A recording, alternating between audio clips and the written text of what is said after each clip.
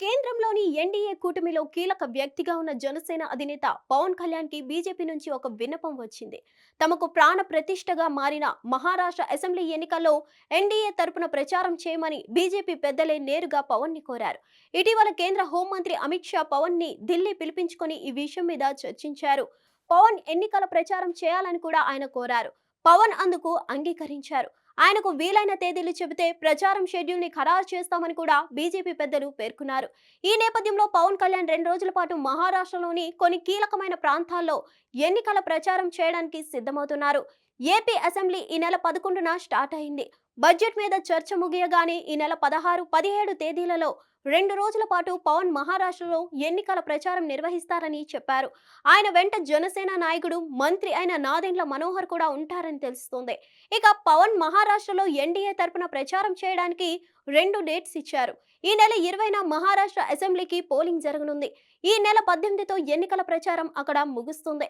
దాంతో ప్రచారానికి ముగింపునకు 2 రోజుల ముందు పవన్ మహారాష్ట్రలో ఎంట్రీ ఇస్తే లాస్ట్ పంచ్ ఇచ్చినట్లు అవుతుందని అన్నారు.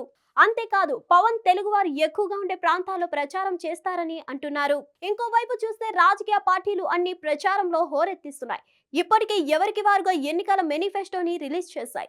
ఇవన్నీ పక్కన పెడితే పవన్ బీజేపీ కోసం వేరే రాష్ట్రాల్లో ఎన్నికల ప్రచారం నిర్వహించడం ఇదే మొదటిసారి.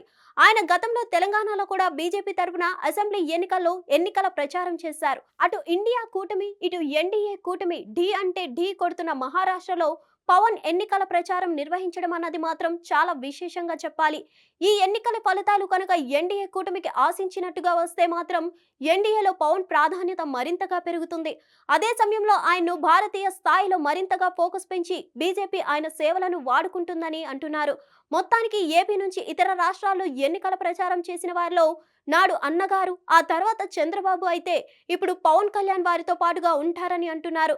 పవన్ పొలిటికల్ కెరీర్ కి కూడా ఇది మరో మెట్టుగా మారుతుందని కూడా విశ్లేషణలు అయితే ఉన్నాయి. మరిన్ని అప్డేట్స్ కోసం stay tune to hit TV. Hit TV app ని డౌన్లోడ్ చేసుకోండి. ఇందులో short news, live news, entertainment movies అన్ని అవైలబుల్ గా ఉన్నాయి. Please download Hit TV app. Hit TV app. Hit TV యాప్ని ఫ్రీగా డౌన్లోడ్ చేసుకోండి.